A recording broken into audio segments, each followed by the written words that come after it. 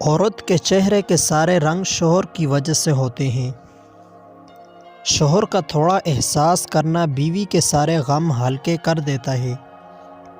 ایک عمر برتنے کے بعد میں نے یہ جانا ہے کہ عورت موم ہے یا پتھر۔ اس کا فیصلہ وہ خود کرتی ہے۔ کسی دوسرے شخص کو اسے موم یا پتھر کا خطاب دینے کا حق نہیں ہوتا۔ وہ خود چاہے تو محبوب کے اشاروں کی سمت موڑتی رہتی ہے۔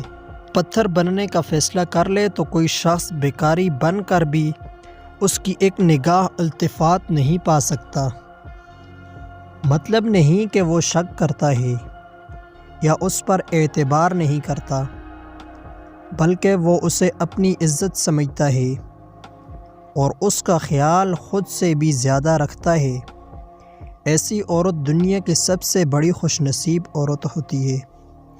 مزید اسی طرح کی ویڈیوز کے لیے ہمارے چینل کو سبسکرائب کر دیں۔